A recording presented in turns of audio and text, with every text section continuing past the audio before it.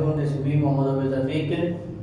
अच्छा जी, second lecture है फेडरेशन के हवाले से। लास्ट टाइम हमने आपको जो है वो उसूल 3 सिखाए कि अगर आपके पास फैक्टराइजेशन का क्वेश्चन आया तो सबसे पहले जो है वो हमने ये देखना है कि कुछ कॉमन निकल रहा है या नहीं। मतलब 2 टर्म हो, 3 हो, 4 हो, जितने भी हो उन सब में से कुछ कॉमन निकल रहा है या नहीं। अगर नहीं निकल रहा होगा, 2 टर्म्स होंगी या 4 टर्म्स होंगी या 6 टर्म्स होंगी, तो उनको दोनों ब्रेक कर लेंगे और फिर देखेंगे कि कुछ कॉमन निकल रहा है या नहीं। इसी तरह से जो है वो हमने आपको बताया कि अगर 4 टर्म गिवन है, 4 टर्म के बाद आपको दो में आपने ब्रेक कर लिया, तो फिर जो टर्म्स आएंगे निकल करके 2, उनमें भी कुछ ना कुछ कॉमन यूजुअली आ रहा होता है। इसी हवाले से आज जो है वो हम अपने 3 क्वेश्चन जो है वो सॉल्व करेंगे और आपको दोबारा से समझाने की कोशिश करेंगे कि फैक्टराइजेशन किस तरह से सॉल्व किया जाता है। सपोज कर लेते हैं, पहला क्वेश्चन नंबर 1 ले लेते हैं। 10a + 15b - 20। अच्छा, अब देखिए यहाँ पर 3 टर्म्स मौजूद हैं। ठीक है, कितनी टर्म्स मौजूद है? 3 टर्म्स मौजूद है, 1, 2 और ये 3 टर्म्स मौजूद है हमारे पास। अब चूंकि 4 नहीं है, इसको 2 में ब्रेक नहीं कर सकते, 2 में से लेंगे और 1 और छोड़ देंगे, ऐसा भी नहीं करेंगे। देखना ये है कि इन तीनों टर्म्स में से कुछ कॉमन निकल रहा है या नहीं निकल रहा। अब यहाँ देखें तो आपके पास 10 है, 15 है और 20 है। ठीक, तो 15, 10 और 20 आपके पास मौजूद है। तो 10 के पास 2 टाइम 5 है, मतलब यूँ समझिए कि जब मैं 2 5 से 10 पढ़ूंगा तो 2 मतलब जो है वो 5 आएगा। और इसी तरह से 15 मतलब 5 3 से पढ़ूंगा तो 15 आएगा और 5 4 से पढ़ूंगा तो 20 आएगा। मतलब यहाँ 5 जो है वो 4 टाइम है और यहाँ जो है वो 3 टाइम मौजूद है और यहाँ जो है वो 2 टाइम मौजूद है। अब इन तीनों टर्म्स में से हम क्या कॉमन ले लेंगे? 5 कॉमन ले लेंगे। तो 5 2 सा 10।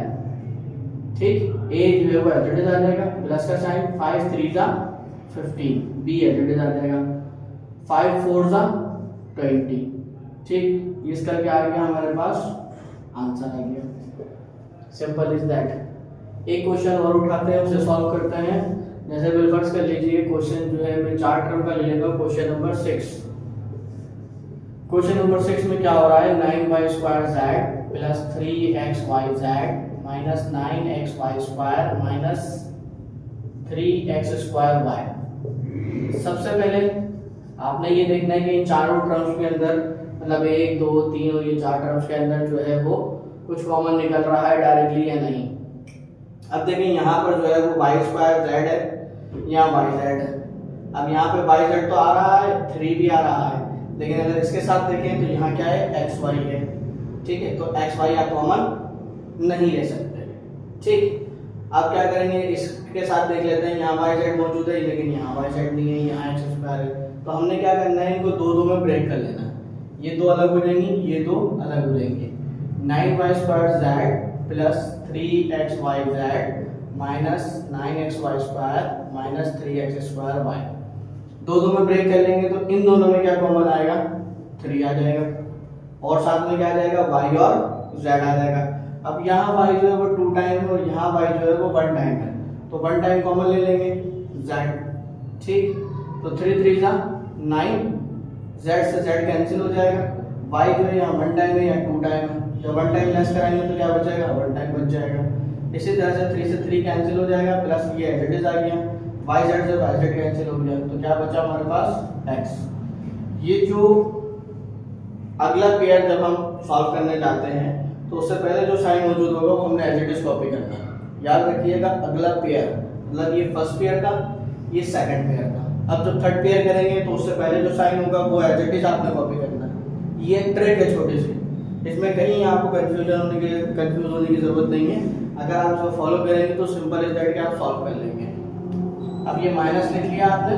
ठीक, इन दोनों में क्या कॉमन है? 3 कॉमन है, x और y कॉमन है। 3 3 सा 9 होता है, माइनस माइनस क्या हो जाएगा? प्लस। x से x कैंसिल हुआ, y से एक y कैंसिल हुआ तो y बच गया। अच्छा, माइनस माइनस अगेन क्या हो गया? प्लस हो गया। 3 से 3 कैंसिल हुआ, 1 बचेगा, लिख के दिखाने की जरूरत नहीं है। यहाँ x² है, 2 टाइम है या 1 टाइम है, कैंसिल करेंगे तो 1 टाइम जो है बच जाएगा। इसी तरह से y से y क्या हो जाएगा? कैंसिल। अब अगर आप गौर से देखें तो ये 2 टर्म बन गई, जो भी मैंने स्टार्टिंग के लेक्चर में बात करी थी कि जब 4 टर्म्स होती है उसमें से जब कॉमन ले लेंगे तो वो 2 टर्म्स में जो है वो कन्वर्ट हो जाएंगे। इसी तरह से जब 6 टर्म्स होंगी हमारे पास तो फिर वो 3 टर्म्स में कन्वर्ट हो जाएंगे। अब अगर हम गौर करें तो हमें पता लगेगा कि 3y + x 3y + x ये ब्रैकेट दोनों टर्म्स में क्या है, सेम है। ठीक है, तो इसको बाहर निकाल लेते हैं।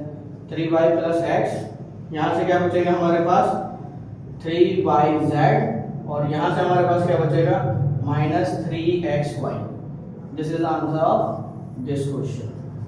ठीक, अच्छा अब जो है वो एक और क्वेश्चन सॉल्व करते हैं जिसमें जो है वो 6 टर्म्स गिवन हो हमारे पास। तो इस क्वेश्चन को उठा लेते हैं, क्वेश्चन नंबर 11 को। ठीक है, question number 11, xy - ay - ax + a² + bx - ab। ठीक, अब जाहिर है हमने आपसे कहा कि दो टर्म में आप ब्रेक कर लेंगे, तो दो टर्म में आप ब्रेक कर लेंगे। ठीक, क्या होगा xy - ay - ax + a² + bx - ab।